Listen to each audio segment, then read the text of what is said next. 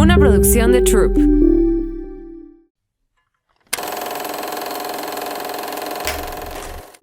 Hola, yo soy Carla Cardona y esto es Querida Valeria.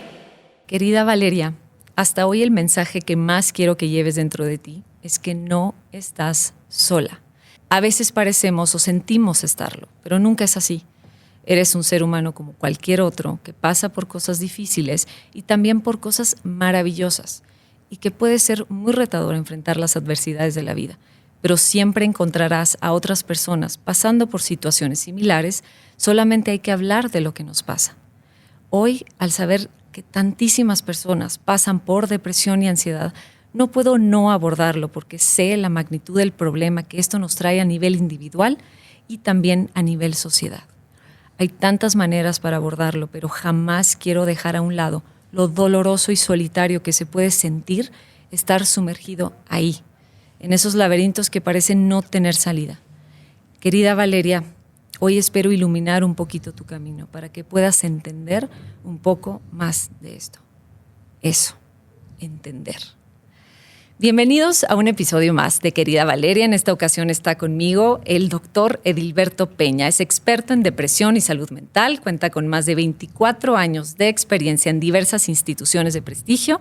Se formó como psiquiatra en la Universidad La Salle y después como neuropsiquiatra en la UNAM. También cuenta con una maestría en ciencias médicas. Actualmente es el director de Centro de Investigación del Sistema Nervioso, CISNE México. Gracias a esto, el doctor Edilberto Peña de León es reconocido como uno de los mejores médicos especialistas en psiquiatría en la Ciudad de México. Bienvenido, Edilberto, ¿cómo estás? Gracias, Carla, a la orden y muy interesado en hablar de estos que son el corazón de los temas en psiquiatría. Me encanta que estés aquí porque no tienes idea cómo está, obviamente tienes idea, pero es en especial en mis redes sociales, que me atrevo mucho a hablar de esto y no solo me atrevo a hablar de esto, sino que me pongo ahí en primera persona porque pues no, esto no discrimina a nadie, ¿no? Tener depresión, la ansiedad, uno piensa que es de cierto de estatus social o no sé, si viviste algo en tu infancia muy fuerte, entonces a fuerza, o sea, como que no entendemos bien ni el origen, ni cómo se desarrolla una enfermedad de este tipo, si es más común en mujeres o hombres. Hay tanto alrededor de esto y además yo sí me acuerdo cuando yo pasé por una depresión como muy fuerte, que me la desató el parto de mi hija y que es muy común también, ¿no? La depresión postparto.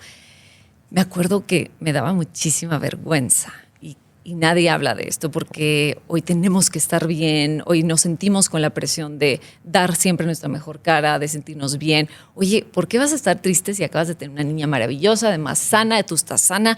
O sea, tienes una familia hermosa y tú llorando a escondidas porque no entiendes qué te pasa. Sí. Y este es un caso muy específico, pero hay N,000, ¿no? Sí. Y quiero empezar siempre me encanta como por lo más básico. Tenemos miedo a los psiquiatras. Mucho. Tenemos como esta idea de el psiquiatra solamente está en los psiquiátricos con casos extremos, con esquizofrenias, con bipolaridades, o sea, con casos muy extremos que muchas veces el grosso de la población no se siente identificado con enfermedades como o trastornos como mucho más graves o discapacitantes, ¿no? Pero todos los necesitamos y tenemos miedo. O sea, ya está un poco más aprobado ir al psicólogo, pero decir que vas al psiquiatra, nadie todavía dice, un poquillo de estigma. ¿No? Entonces quiero que nos expliques qué hace el psiquiatra. Claro que sí, mira, el psiquiatra es un médico, igual que tu gastroenterólogo, tu cardiólogo, tu neumólogo. Estudiamos 6 años de medicina que nos especializamos en el trato y en la relación médico-paciente y en poder analizar un caso desde todas las aristas, desde las físicas, neurológicas y las meramente psiquiátricas. Ir al psiquiatra es ir a una valoración, por ahí tendríamos que empezar. Es un poco la diferencia como si voy al oftalmólogo o voy al optometrista que me gradúe unos lentes y ya. A la terapia, generalmente los psiquiatras prescribimos el tipo de psicoterapia que requeriría a un paciente tipo. Porque la gente de a pie en la calle no sabe cuál es el tipo de terapia que le corresponde y es igual que elegir un fármaco. Hay más de 30 escuelas de psicoterapia y entonces elegir una que no te sirve para una patología no te viene bien. Entonces es igual del optometrista, el oftalmólogo, el técnico dental y el dentista, el psicólogo y el psiquiatra, el terapeuta y el psiquiatra, trabajamos siempre de la mano. No estamos peleados ni, bueno, o voy al terapeuta o voy al psiquiatra. En una gran cantidad de casos hacemos un trabajo colaborativo. Entonces, si comenzamos ahora con bajar el estigma de acudir al psiquiatra como cualquier otro especialista médico, ya estamos haciendo mucho. Me encanta porque sí los separamos y creemos en el fondo que están peleados, y también porque hay psicólogos que incluso los demonizan a los psiquiatras. O sea, me he topado casos de amigos de que no vayas a ir. O sea, es una cosa muy rara, hay mucha confusión dentro de eso. Y quiero que nos empieces explicando, porque sé que un psicólogo lo va a explicar de una manera, pero desde tu perspectiva como médico, ¿qué es la depresión? ¿Cuáles son sus síntomas? ¿Y cuál es el origen de la depresión? Sí, el psiquiatra ve enfermedades de salud mental. Ese es el corazón de las enfermedades que vemos los psiquiatras. Muchas de estas, la mayoría se anidan en el cerebro, que es el centro donde viven estas patologías. En específico, la depresión, hay que ser claros que es una enfermedad, no es un estado de ánimo, ni es una forma de ser. Puedo tener estado de ánimo triste y manifestarlo y decirlo mal. Ahora que hablamos de estigma, decir, hoy amanecí deprimido, no es lenguaje correcto, lenguaje médico. La depresión se caracteriza por 9 síntomas. Los 2 primeros tienen que estar a fuerza para que puedas considerarla, que son la tristeza, este estado de ánimo triste, de forma persistente, todo el día, todos los días, por más de 2 semanas mínimo. Okay. Y la incapacidad para sentir placer en las cosas que antes me lo producían, igual, en un plazo de 2 semanas. Si tú tienes estos 2 síntomas presentes, tienes el 93% de posibilidad de que tu doctor atine en el diagnóstico de depresión. Hay que ser claros que no existe todavía la prueba diagnóstica de sangre o de resonancia magnética para la depresión. No la tenemos. Y se acompañan estos 2 síntomas de alteraciones en el peso corporal, más del 5% hacia arriba o hacia abajo en el último mes. La depresión le pega a los núcleos que tienen que ver con los ciclos, apetito, saciedad. También se aumenta o se baja el apetito, se aumenta o se baja la energía. Puedo tener somnolencia o agitación psicomotora. Y después, en la parte intelectual cognitiva, puedo tener dificultades en atención, en concentración, en toma de decisiones. Por eso siempre les pedimos que cuando alguien tiene una depresión de moderada para arriba, tiene que venir acompañado, porque el paciente no es bueno para tomar decisiones por la misma enfermedad.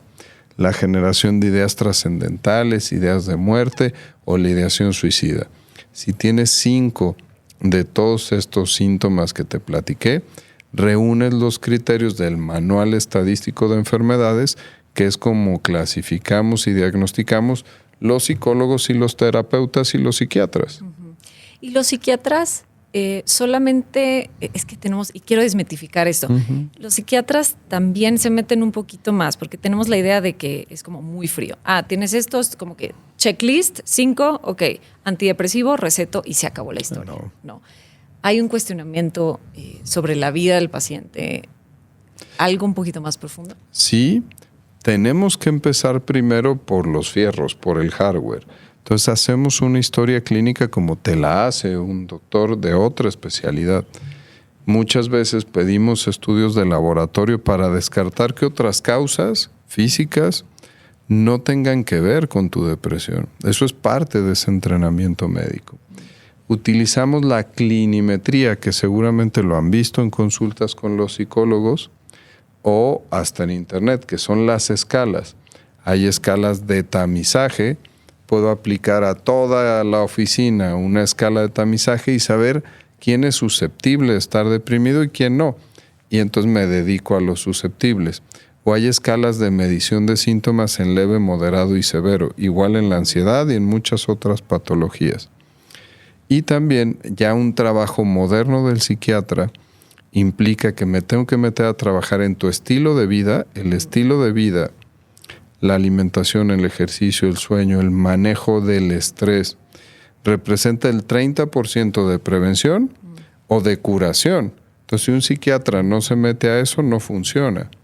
Y después ver la parte neuroquímica, que lo que la gente reduce simplemente como medicamentos, ver si tengo que arreglar cosas del organismo. Un hipotiroidismo puede generar depresión. El 30% de los hipotiroidismos los diagnosticamos los psiquiatras porque tienen mucho que ver con el cerebro. Y si necesitan terapia, nosotros tenemos entrenamiento en terapias muy cortas y muy breves. Si necesitan otro entrenamiento formal, elegimos a los terapeutas que funcionan para tu caso.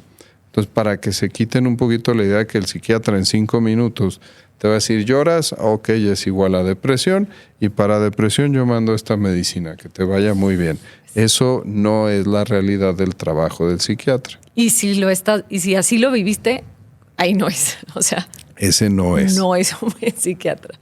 Y dime una cosa, ¿la depresión se hereda? ¿Sí hay cierta predisposición genética? Hay muchas causas. La primera es la susceptibilidad genética. Si el público en general, las personas de a pie en la calle, tienen entre el 9 y el 10% de chance de deprimirse alguna vez en la vida. En los trabajos, 1 de cada 5 en una oficina tiene un trastorno de salud mental, casi siempre depresión. Pero esta susceptibilidad no es forzosa que así se me vaya a expresar. Si yo tengo un papá con episodios depresivos, mi porcentaje del 10 va a subir al 25. Pero si yo soy gemelo monocigótico, compartíamos la misma bolsa, si yo tengo depresión, mi gemelo tiene 100% de posibilidades de depresión. Entonces, la base genética es clara. Y aquí me gustaría meter otro puntito que luego la gente no piensa. Tienen el mito de que el cerebro es inamovible y con las neuronas que naciste, con esas te mueres. Y el cerebro se adapta para lo bueno y para lo malo. Los primeros estudios de epigenética, cómo el ambiente modifica el cerebro para favorecer que te deprimas, se hicieron con los sobrevivientes del Holocausto judío en la Segunda Guerra Mundial. La prevalencia de depresión en los hijos y nietos de los sobrevivientes es de cerca del 70%. O sea, algo tan traumático que ahora lo englobamos en un término que se llama trauma temprano en la infancia.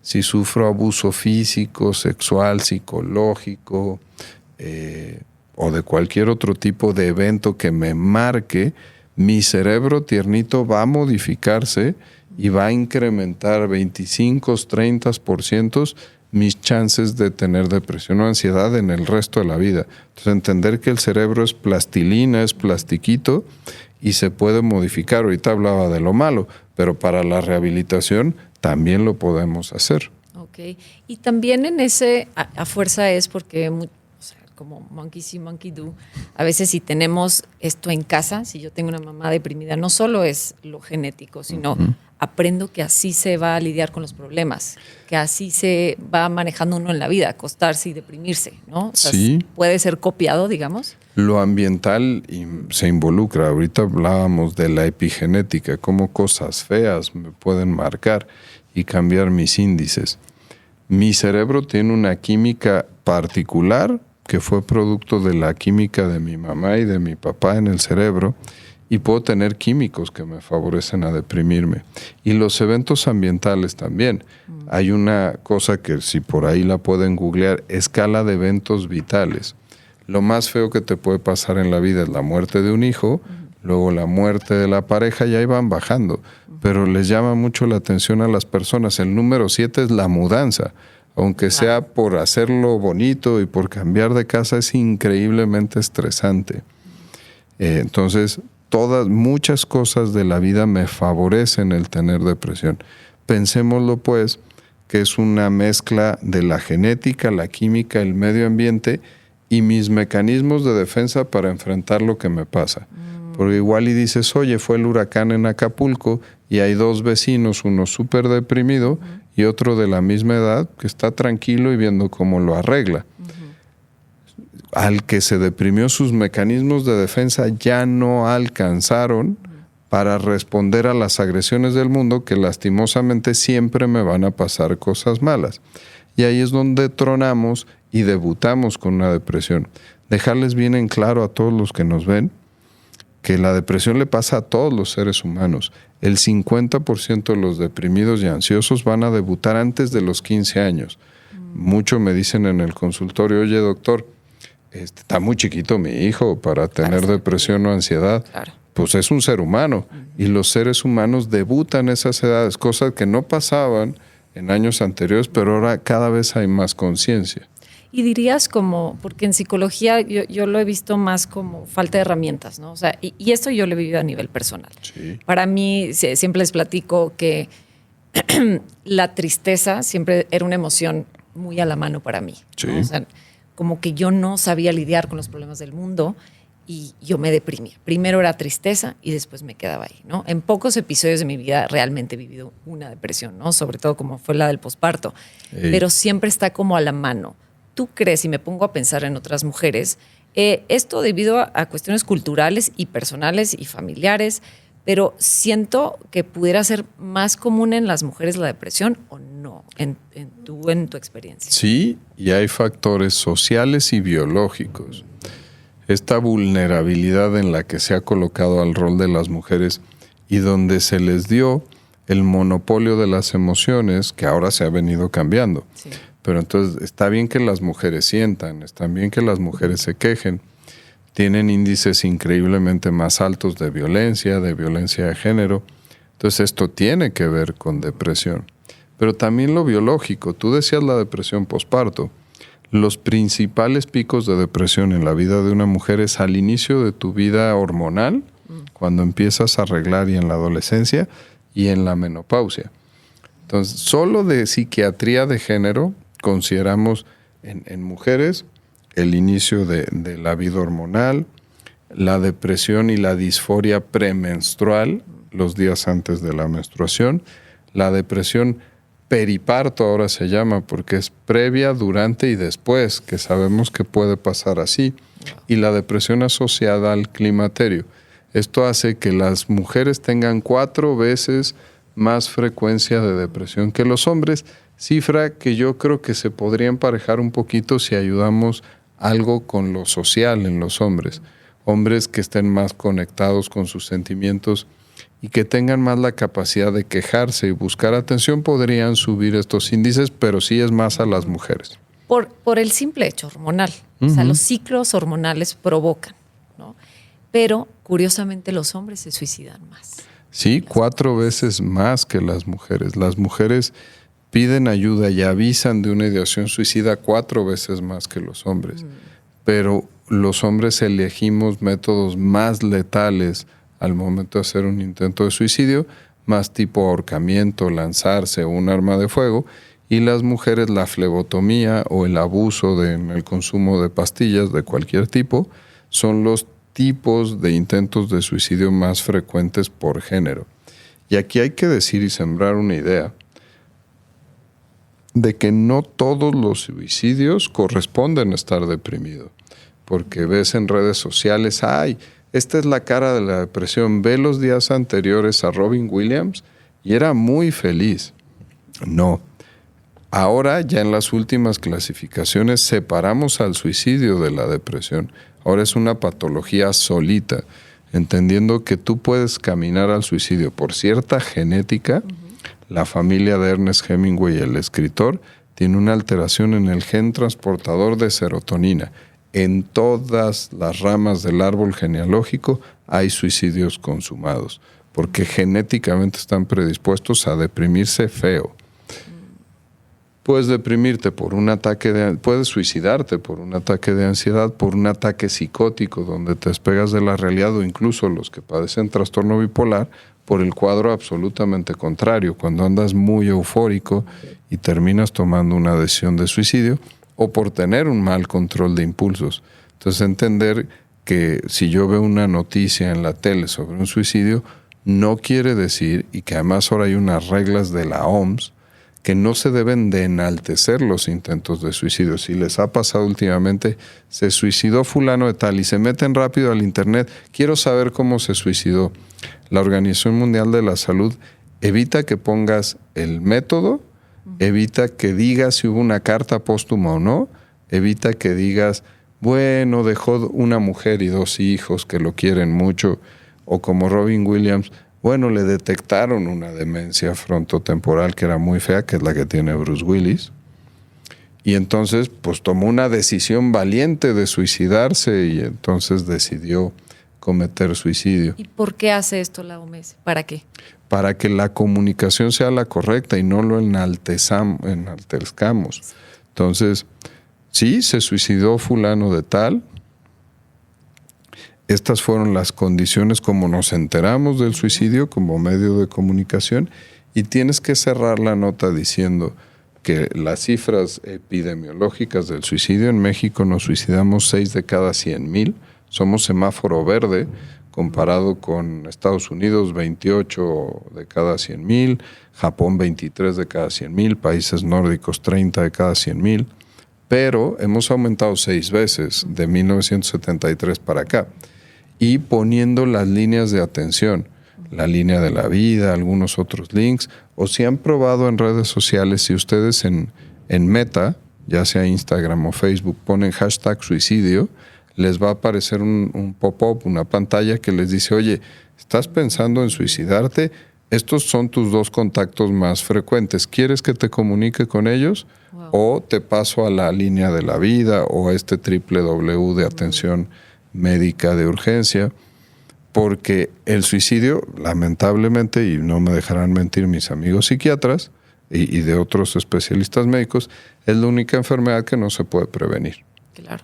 Que no se puede tratar, solo se previene. Exacto. Y luego no solamente ha aumentado las cifras, sino que se ha reducido la edad a la que esto empieza a ocurrir. O sea, ya vemos suicidios infantiles, que es impresionante ver eso. Es la segunda causa de muerte en la población entre 15 y 29 años. La primera son los accidentes de auto y la segunda los intentos de suicidio. Es increíble. Aquí en el país tenemos Chihuahua, tenemos Campeche, Villahermosa como principales estados que tienen los mayores índices de suicidio adolescente. Situación nada deseable para nadie, con un nivel de sufrimiento y de dolor que es bestial. Porque además esto se queda, ¿no? A nivel familiar. Esto ya se queda en las familias, es difícil abordarlo. Creo que no hay manera tan fácil de hacerlo. Se va heredando y se queda como ese tío que se quedó ahí. O sea, como que es un ambiente que se queda ahí muy, muy particular, ¿no? ¿Y en qué momento? Me preguntan mucho, y abrí esta pregunta en Instagram, que es mi red social más importante, sobre las dudas que tenían las personas, ¿no? Sí. Y hay muchas dudas en torno al medicamento. Sí. Tanto como los efectos secundarios a corto y a largo plazo, sobre si causan adicción, sobre cuándo es buena idea tomarlos. Y eso, ¿no? Hay mucha desconfianza a los psiquiatras. Pero es que ya me está recetando. Sí soy candidato, no. Pero me parece increíble también que me pregunten eso a mí. O sea, que pregunten esto en Instagram y estemos dudando de médicos que claro que nos pasa. A todos nos ha pasado que no tenemos confianza. Sí. O al gastro, vamos, y son 8 pastillas recetota. Y dices, es que ¿será que necesito tanto? Igual es nada más un cambio en la dieta. O sea, como que sí nos da un poquito de miedito entrarle a algo que sobre todo ya hay mucha más conciencia sobre lo que esto puede provocar o no. Sí, y hay muchas aristas aquí en lo que estás comentando. Hay que comenzar por decir que tenemos caracterizados ya las alteraciones bioquímicas que corresponden a muchos de los síntomas. El que tú estés haciendo una entrevista clínica te dice qué tipo, que se llaman endofenotipos, qué síntomas de depresión son los más frecuentes en ti.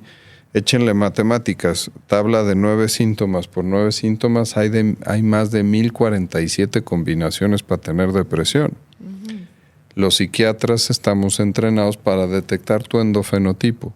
En lugar de picarte la espalda y sacarte líquido cefalorraquídeo y mandarlo a analizar, ojo, otro de los mitos, Hay lugares donde te toman sangre del brazo y te miden los neurotransmisores de depresión. Existe una cosa que se llama barrera hematoencefálica. Esto no es igual a esto. Entonces, los centros donde te dicen, tienes bajita la serotonina en el brazo, es totalmente distinto. No sirve, igual que esta cosa del litio. Tienes bajito el litio. La medición del litio está diseñada en el laboratorio para medirlo en las personas que toman litio y que es muy fluctuante el nivel y hay que regularlo. Todos los que no tomamos litio vamos a ir al laboratorio y vamos a sacar 0 de litio. Entonces no existe la depresión por falta de litio. Entonces meter un poquito ese tema. Okay.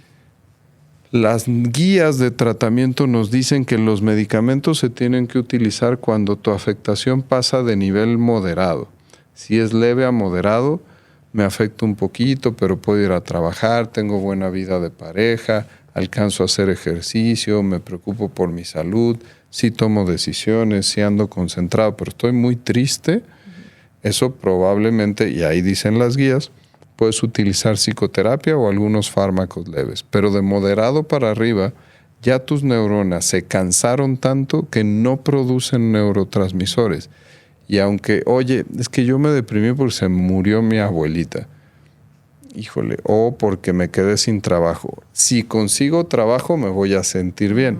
Sí, me voy a sentir un poquito bien, pero no me voy a curar de la depresión. Una vez que se desata la enfermedad depresiva a nivel moderado, necesitas tratamiento, que es una de las preguntas que ponían acá, y es el momento correcto de ir al psiquiatra. Si yo ya estoy en una psicoterapia, pelotear y cuestionar con mi terapeuta, oye, siento que estoy atorado y no voy avanzando, ¿no será que? Y platicarlo ahí con tu terapeuta. Los antidepresivos, al principio me mejoran el químico que no tengo, que pueden ser varios, serotonina, noradrenalina, dopamina, GABA, glutamato, glicina, acetilcolina. Al principio me lo mejoran, pero conforme lo sigo tomando, piensen como cuando se toman un antibiótico, igual y me siento bien en 3 días. Con el antidepresivo te sientes bien en 2 a 3 semanas. Pero si lo suspendo, el antibiótico, tengo muchos chances de recaer en la infección. Igual acá, si antes de los 3 meses de tratamiento, que el tratamiento base es de 1 año para que me den de alta, no les dejamos las medicinas a todos de por vida, tema de la adicción. Si yo lo suspendo, tengo 80% de recaídas a 6 a 8 meses. ¿Y esta recaída es peor o es como estaba? ¿Es regresar a como estaba? Es un volado. Y no quiere decir que entonces voy a ser resistente a los tratamientos. Recaigo. Okay. Lo curioso es que si yo en 6 a 8 meses te pregunto, oye, ¿estás deprimido otra vez? Sí, doctor, pues es que tengo problemas con mi hijo en la escuela y entonces ando enferma. Le vamos a achacar que traes un segundo episodio de depresión cuando es el primero y no te lo trataste bien. Eso me lleva al otro tema de la adicción. La gente cree que son medicamentos controlados. Los antidepresivos, salvo 2 o 3 excepciones, son de venta libre. Te cuesta más trabajo comprar un antibiótico. ¿Que un antidepresivo? Que un antidepresivo. No creas que estoy de acuerdo con eso, pero así es la ley. Wow. Y te decía, el tratamiento base de un primer episodio de depresión cuando requiere fármacos es de 1 año. Pero si yo ya tengo en mi vida más de 3 episodios de depresión, me curé y me vuelvo a deprimir, esto quiere decir que mis neuronas están demasiado lesionadas. Piensen en un ejemplo, si a mí me dan 3 neumonías en mi vida, pues seguro ya mi pulmón está bastante jodido y el doctor me va a dejar algunas medicinas de mantenimiento que yo veré con agradecimiento para sentirme bien. Hay depresiones crónicas. Cuando tengo más de 3 episodios depresivos, tengo más de 90% de posibilidades de recaída. Estadísticamente es un delito médico que yo a ese paciente no le diga, oye, te tienes que seguir tomando el antidepresivo porque tu cerebro, para bien o para mal, ya no produce y ya no da. Y la depresión, cifras de la OMS, es la enfermedad más discapacitante. Le tenemos miedo a infartarnos, a que nos dé una embolia, nos dé cáncer. Lo que más te quita años de vida saludables y productivos es la depresión. Qué fuerte lo que estás diciendo. Así de grave es y no lo estamos viendo. ¿Cuáles son los peores hábitos que tenemos y que quiero empezarlo a unirlo con la ansiedad, que luego vienen como hermanitos agarrados de la mano cuando nos da depresión, llega la ansiedad? ¿Cuál es el mal uso, además de suspender cuando quieres? Pienso también no solamente suspender, sino aumentar. Yo solamente aumentarme. Ay, sé que viene este momento difícil de mi vida, entonces pues me voy a tomar 2 o me tomo media ración más. ¿Qué pasa ahí? Es que los antidepresivos no son happy pill y no son matemáticas. Me encanta explicarlo así porque son sistemas biológicos. Oye, doctor, me mandaron 20 de fluoxetina y tú me estás mandando 50 de sertralina. Esas son 2 veces y media. No, espérate, son medicinas diferentes. Es como si compararas 2 antibióticos de dosificaciones distintas. Claro. No se suben las medicinas porque viene algo difícil. Generalmente trabajamos ahí con esa capacidad de anticipación del paciente y le decimos, oye, espérate en el aquí y en el ahora, a ver si necesitas ayuda, aquí estoy yo, si estamos en contacto.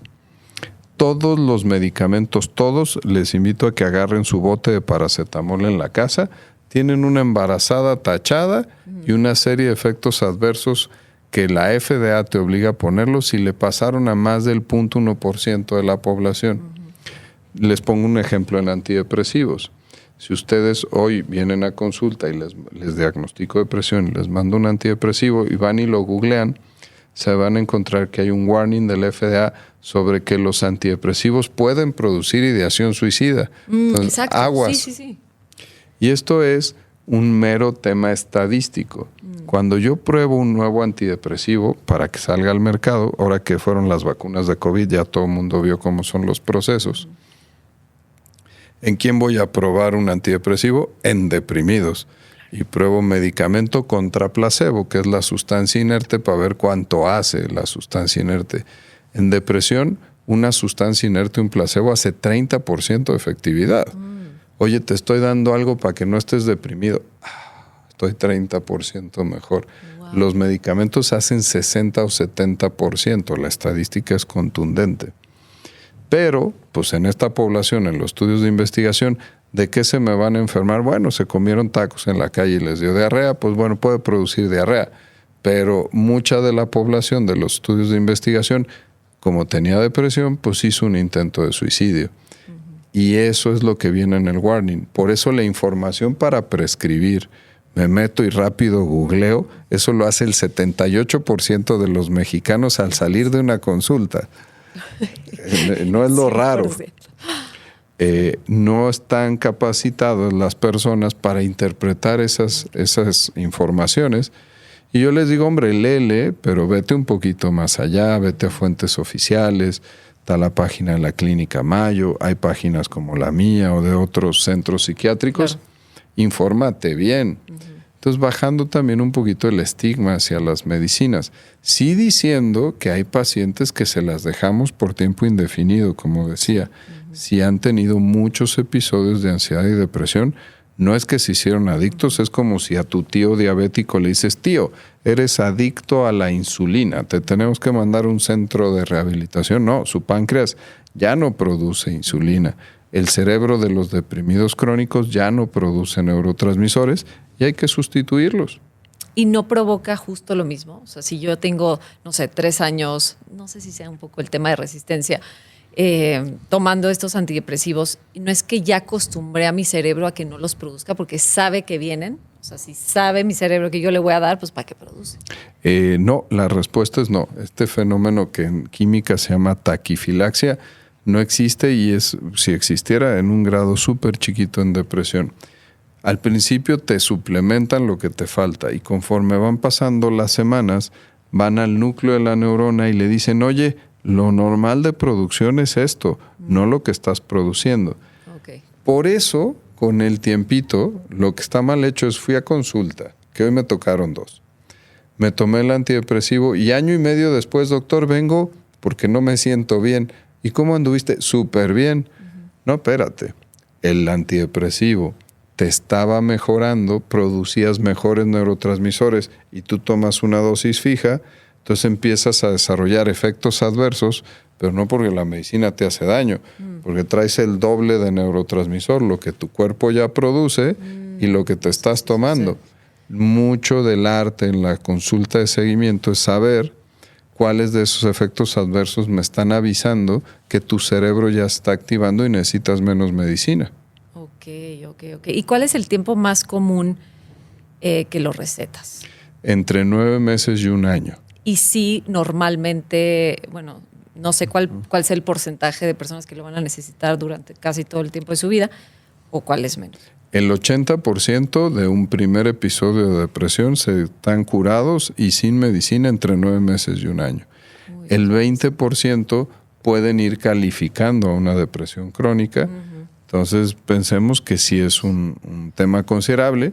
Siempre lo vamos comunicando como se lo vas notando al paciente. El primer día que lo conoces de una depresión de primer episodio, pues no le dices, oye, te voy a dejar medicina de por vida. No, no lo sabes. Claro, no lo sabemos, ¿no?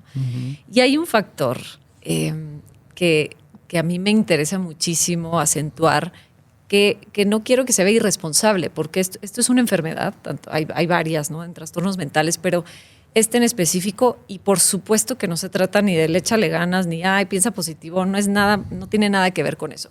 Pero hay una parte dentro de cualquier enfermedad, sea mental, sea gastrointestinal, sea la que tengas, que me parece que hay mucha irresponsabilidad con las propias vidas, que hay un sobreuso en medicamento, porque en esta cultura de la inmediatez, de qué incómodo estar triste porque necesito producir y tengo hijos, o porque mi jefe, a ver, denme una pastilla porque si no, no voy a funcionar. O yo estoy escalando a hacer ahora, tener el superpuesto en mi empresa y pues este estado de ánimo y esta baja energía no me va a ayudar, recétenme porque yo necesito rendir en la vida.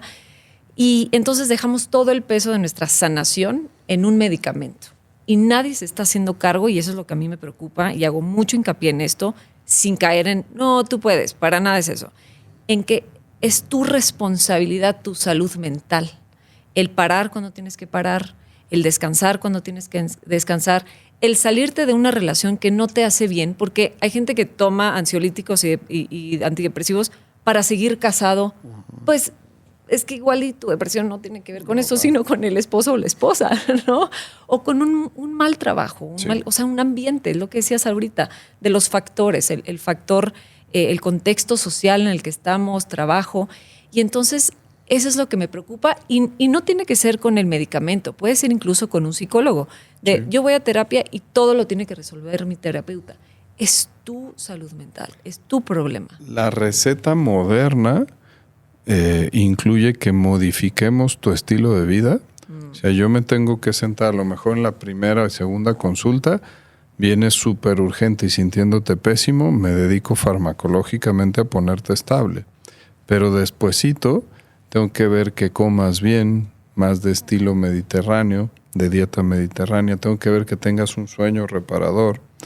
Tengo que ver que aprendas técnicas para manejo del estrés, meditación, mindfulness, o terapias armadas para eso.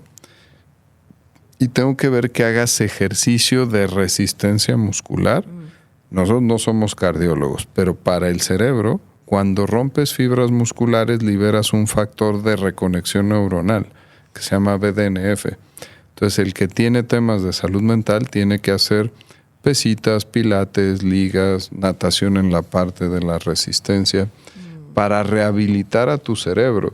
Entonces, no, para nada la receta moderna de un psiquiatra incluye solo el medicamento. Somos médicos integrales. Que tienes que ver la parte de la salud y la prevención. No solamente es estar atacando. Y justo esa es la parte, como que digo que tenemos tanto que por lo cual hacernos cargo en nuestra vida, y no depende de ti. Tú tienes 100,000 pacientes y yo cómo voy a ver por mí. Hago caso al ejercicio. Pero entonces ponemos tanto peso en lo externo que ya digo, pues es que no funcionó, o ahora resulta que necesito más. Sí, pero te estás haciendo cargo de tu parte, también estás yendo a terapia o buscando, no te funcionó la terapia, pero fuiste a hacer un taller o leíste un libro, o te fuiste al retiro o algo, o cambiaste de pareja, te saliste de ese matrimonio y normalmente o milagrosamente ya no tengo depresión. Algo mejoras. ¿No? Y ahora en el tema de ansiedad me preguntan mucho. Esa es para mí es de las más terribles porque también yo creo que es de lo más discapacitante que puede existir. Que también provoca mucha vergüenza, que también provoca mucho malestar general, porque trasciende ya a lo físico. Sí. En taquicardia, en la sudoración, en que te trabas, en nerviosa, te pueden dar ataques. ¿Qué es la ansiedad? ¿Cuáles son los síntomas? Y otra vez, ¿cuál es el origen de la ansiedad? La ansiedad nos cuesta trabajo hasta definirla en los libros. Es una sensación de malestar, así vienen los libros. Físico o psicológico que yo no puedo controlar y que se va reproduciendo y cada vez afectándome más. Por eso decías, pues me da vergüenza. Hay varios tipos de ansiedad. La ansiedad generalizada, todo el día estoy más ansioso que lo que debo de estar. Los trastornos de pánico, los ataques de pánico, que es llegar al 10 de 10 de calificación de ansiedad en un ratito.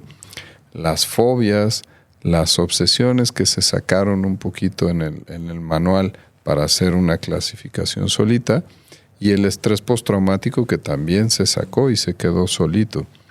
Pero bien lo dices, me da síntomas psicológicos, no tengo el control de mí, siento que me voy a morir, siento que van a pasar cosas malas y la argumentación lógica no me lo reduce. Oye, acabas de ir al cardiólogo, te hizo una tomografía de coronarias, no tienes grasa, no te puedes infartar. ¿Qué tal que el resonador estaba mal? Claro. Y no. Porque mucha gente llega al hospital porque piensa que es un infarto. Que tiene un ataque. Correcto. Okay. Y las causas son igual, genéticas, más o menos en los porcentajes parecidos. Hay más ansiedad que depresión en el país. Del 10% de depresión, acá hablamos de 14.5%. Genéticas, bioquímicas y ambientales. ¿Sí? Cualquiera de nosotros puede hacer un ataque de pánico y no requiere tratamiento. Si a mí me subes al elevador de la Torre Mayor con 20 personas a las 12 del día con calor y se para y se atora en el piso 26, probablemente vaya a ser un ataque de pánico y eso no requiere tratamiento. ¿Y qué es un ataque de pánico? ¿Cómo se siente? La pérdida de control máxima que existe en la ansiedad. Siento que me voy a volver loco, siento que me voy a morir, que voy a tener una muerte aquí, por eso van urgencias. Y mi cuerpo reacciona en ese sentido, por la información que recibe el cerebro es que estoy en un tema de sobrevivencia. Entonces se me sube la presión, el latido del corazón, zumbido de oídos, resequedad de boca, temblor, las tripas se me mueven diferente, la vejiga también, y nada más no me aguanto. Duran de 10 a 30 minutos, es difícil que dure solito un ataque de pánico y es una urgencia donde tenemos medicamentos que son sintomáticos, se usan en ese ratito y el paciente descansa de tener la ansiedad, cosa que no lo puede controlar por sí mismo. Es que yo sí me acuerdo hace mucho tener uno y quiero ponerlo aquí porque es muy importante. Yo me acuerdo esa vez que me dio un ataque de ansiedad y de pánico. ¿Es lo mismo para empezar? Pánico tiene que incluir solo la parte psicológica. Okay. Me voy a morir, me voy a volver loco. Y angustia, que es el término correcto, incluye la parte física. Ok. Bueno, entonces creo que esto era ataque de pánico. Hey. Y yo lo relacioné. No acostumbro a beber mucho, pero yo lo relacioné directamente con que la noche anterior yo había bebido alcohol, no de locura, pero había bebido mis 5 tragos, digamos. Me la había pasado increíble y todo, pero al día siguiente me despierta y mira, otra vez, o sea, es impresionante la memoria del cuerpo. Sí. Con tanta taquicardia y no sabía qué me estaba pasando, me fui al baño, me metí a bañar y no sabía, y esto fue creciendo y creciendo y creciendo. Me tuve que salir, no estaba en el país, me fui a caminar. Fue muy duro porque me daba hasta pena con mi esposo. O sea, realmente no entendía lo que me estaba pasando, nunca me había pasado eso. Sí. Empezaba a llorar, o sea, realmente es un ataque que descontrola, que sientes que te vas a volver loco, que estás en el umbral de la locura Sí. o de que te vas a morir. Nunca pensé en algo cardíaco, no sé, por ser joven, No te mujer. alcanzaba de tan mal que te sentías. Seguro, pero ¿tú crees que el alcohol daña esta parte o genere ansiedad en las personas? El alcohol como tal, no. La abstinencia de alcohol al día siguiente, la cruda, incrementa un neurotransmisor en tu cerebro que es la noradrenalina, que es el que tenemos inundado cuando hago un ataque de pánico. Entonces es muy frecuente que los pacientes o debuten o estén teniendo ataques de pánico en las crudas. Pero es por Sí, la es frecuente. abstinencia aguda de alcohol, es muy frecuente, pero ¿cuándo medicamos a alguien con ataques de pánico? Cuando tienes uno que te lleva de tal gravedad que te lleva al hospital, cuando tienes más de 3 en una semana, cuando tienes más de 3 en un mes. Si a las 2 bodas que voy en el mes me pasa, pues no reúnes requisitos, pero ya se lo platicas al paciente y le dices, oye, pues no tienes la química normal. Cada que tú haces una cruda te va a dar un ataque de pánico. Ahí te encargo. Claro. Tú decides si exacto. te dejo algo para los rescates o pues tú le vas metiendo orden a tu vida, ¿no? Claro. Y cuando hay síndromes de abstinencia, ¿es común? O sea, no tiene que ser el primer día, sino, no sé, llevas 3 semanas sin beber cuando tú normalmente bebías. Sí. Esto sí aumenta la probabilidad de que generes. De que tengas ataques de pánico, sí, por este desmesurado incremento de noradrenalina en tu cerebro. ¿Qué es la noradrenalina? Es uno de los neurotransmisores que tiene que ver con muchas funciones cerebrales, en específico sensación de recompensa, atención, concentración, análisis, juicio, ejecución. Todas esas son funciones noradrenérgicas. Si está en exceso, mi sistema nervioso autónomo, que ahorita describías los síntomas, que todos son inconscientes, resequedad de boca, visión borrosa, aprieto mandíbulas, el corazón me late más fuerte, tengo la presión arterial mal, mis bronquios no meten aire y siento presión en el pecho.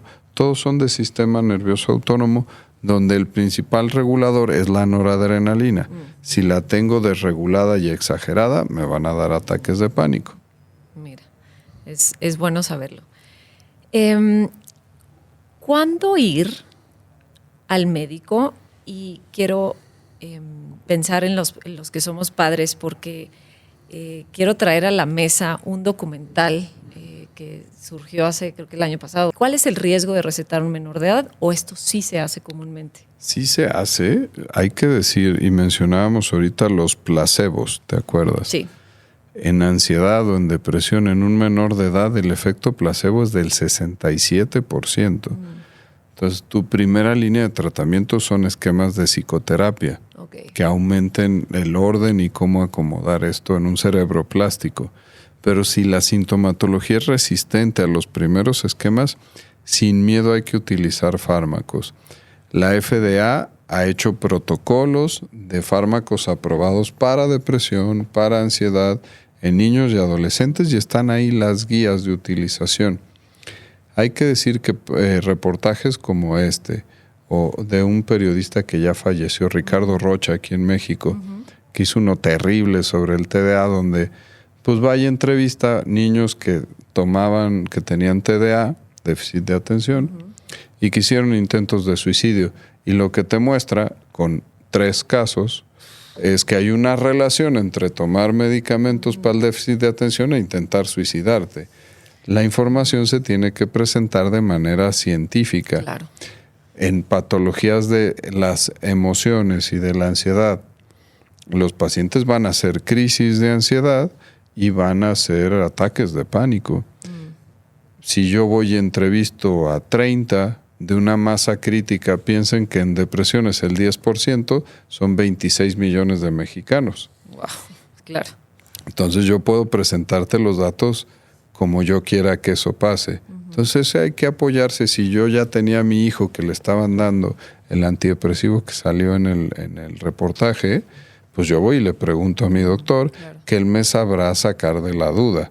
Pero no tomo decisiones así yo nada más porque sí. Es que me doy cuenta de lo importante de la consulta. Sí. Es que todos tenemos información de todos lados y sobre todo en esta era que el vecino y que el Instagram o que el documental, pero no sabemos realmente nada de dónde viene, quién lo está narrando, quién lo investigó, quiénes están detrás, qué tal que hay, no sé, hay dinero por medio en una farmacéutica, qué sé yo. No sé, pueden ser un montón de cosas, pero cada caso es particular. No podemos basar nuestras decisiones en que al vecino le fue súper mal con el ansiolítico que le recetaron y entonces todo está súper mal, ¿no?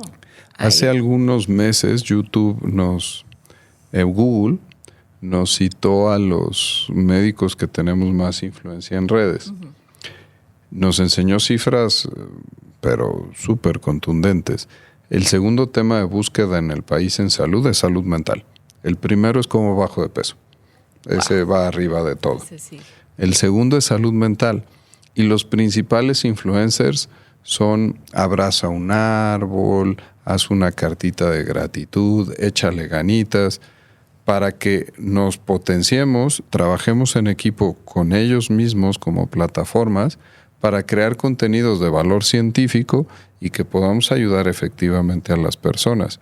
Porque en salud mental, con el estigma que ya hemos platicado varios, entonces prefiero yo intentar a ver si la depresión se me quita tomando un vaso de agua tibia con jugo de limón en la mañana, que puede que me sirva para la gastritis, claro, pero seguro para la depresión hecha y derecha no me va a servir. Entonces sí, transmitir este mensaje a la gente. Tú lo decías, la importancia de la consulta. Hoy te comentaba de una paciente, buen nivel académico, económico, todo hoy en la mañana, que se echó 1 año y medio sin venir porque se sentía muy bien. Y ¿por qué se empezó a sentir mal en diciembre? Porque ya le sobra el antidepresivo. Y ella creía que estaba recayendo. Ay, en realidad se fue casi sin pastillas. Qué increíble. Es lo importante de venir a consulta. No somos otorrinos, oftalmólogos, claro, donde, oye, vengo por una perrilla y ¿cuándo vuelvo a venir? Pues sí, necesitas algo o en 1 año a ver cómo está tu visión. Acá los doctores en psiquiatría nos ponemos a ponerte los límites, cuándo toca tu siguiente cita, qué cosas quiero que hagas de una cita a la otra. Es una consulta integral. Y personalizada. Es para ti, para tu tipo de vida, tu estilo de vida. Y por último, ¿qué les pudieras recomendar a las personas pues de manera preventiva? O sea, como hábitos saludables, sí, para cuando estamos antes de ese punto de tener que ir a un psiquiatra, pero cosas que sí están en nuestras manos para tener una buena salud mental.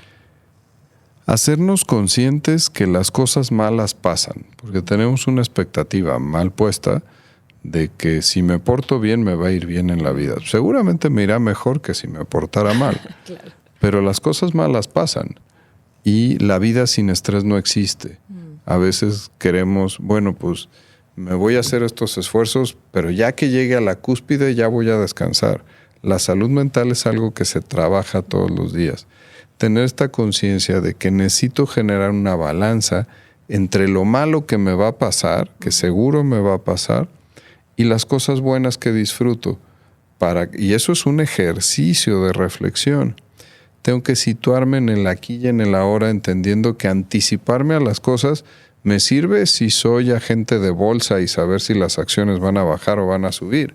Pero en mi vida personal, pensar que ahora que crezcan mis hijos y no van a tener nietos y yo voy a ser increíblemente infeliz, me condena a estar triste hoy.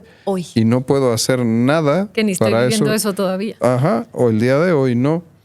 El estar viviendo en el remordimiento también es un condición ante situaciones que yo ya pasé por ahí, las resolví como Dios me dio a entender, pero estoy en desagrado todo el tiempo en una rueda de la fortuna donde no salgo de ahí. Por eso el mindfulness, por eso la meditación y el estilo de vida saludable, que lo hemos repetido aquí, entendiendo que el cerebro es un órgano más. Ya nos permearon cómo nos cuidamos el corazón, las mujeres van a hacerse su papá Nicolau, los hombres nos revisamos la próstata. ¿Y el cerebro qué? El cerebro necesita ejercicio, necesita dormir, necesita reponer sus neuroquímicos en el sueño, necesita que me alimentes de forma bonita para tener neurotransmisores y necesita estar poquitito inflamado, igual que otras partes del cuerpo. Entonces, entender que el cerebro es un órgano, todo esto como decíamos, tiene un peso como de un 30% de prevención, ya solo por hacer esto, o un 30% de mejoría si ya estoy en tratamiento. Nadita despreciable.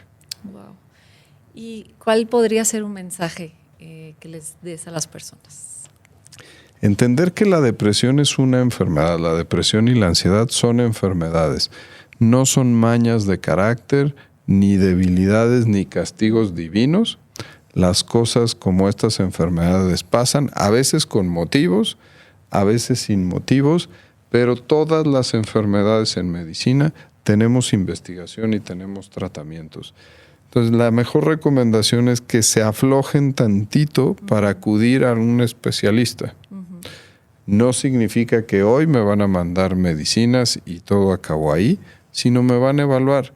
Si yo voy al cardiólogo porque pues, mi papá se infartó a los 40 y yo tengo 50, hola, señor cardiólogo, ¿qué hubo? ¿A qué vienes? Nada, vengo a revisión, vengo a hacerme el check-up.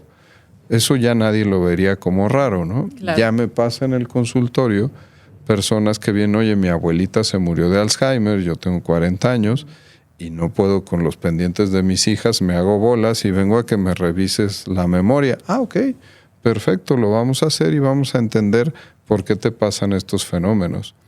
Entonces, sí, flexibilizarse un poquito a las evaluaciones, entendiendo que eso no significa y no lleva un signo de igual. Psiquiatra, medicina, no, es una medicina integral. ¿Tú crees que el factor hablar de lo que nos pasa, como leía a Valeria al inicio, es importante?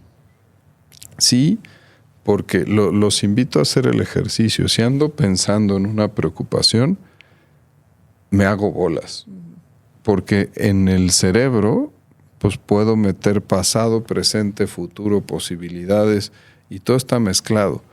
Cuando lo tengo que poner en orden para que un interlocutor o un papel me lo entienda, entonces ya estoy haciendo un ejercicio reflexivo que es el principio del corazón de la psicoterapia. No es que, bueno, mis hijos, oye papá, es que tú ganas platicando con los pacientes. No, hacemos trabajo en ese sentido porque orientamos y ayudamos a las personas a que elaboren todas esas cuestiones de ansiedad, de estrés, de depresión que tienen en su cabeza y al irlas elaborando tan simple como para podértelo entender, claro, ya estamos haciendo una labor bien grande. Como que ayudas a acomodar la información que nada más está rumiando ahí arriba, ¿no? Ahí volando. Ahí está.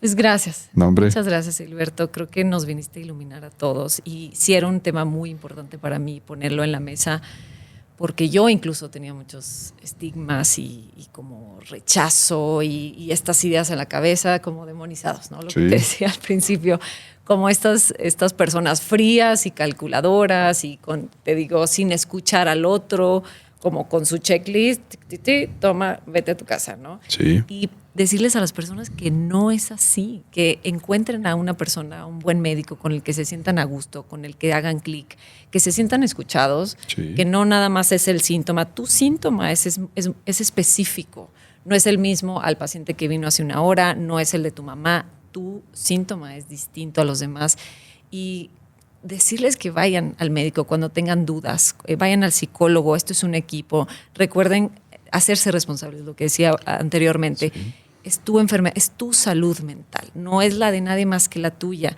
Atenderla, revisarla, prevenirla, no tenerle miedo y no tenerle miedo al descanso, no tenerle miedo a un ratito no estar al 100. Si no estoy, porque yo soy responsable de mí, de sentirme bien, porque ¿quién va a sufrir las consecuencias de no hacerse cargo en un momento indicado? Yo mismo, y esto puede salir mucho peor. Así que, pues gracias a los que llegaron hasta acá. Fue muy enriquecedor para mí, aprendí muchísimo. Espero verte pronto, que sigamos platicando y dando este mensaje, como dices tú, siempre con bases más científicas. Sí. Creo que es importante en esta era de la sobreinformación y del échale ganas y piensa positivo. Hay mucho más allá de eso. Y pues gracias. Compartan este mensaje si lo sienten necesario, algún familiar, amigo que crean que lo pueda necesitar. Y bueno, suscríbanse en el canal de YouTube y nos vemos la próxima. Querida Valeria.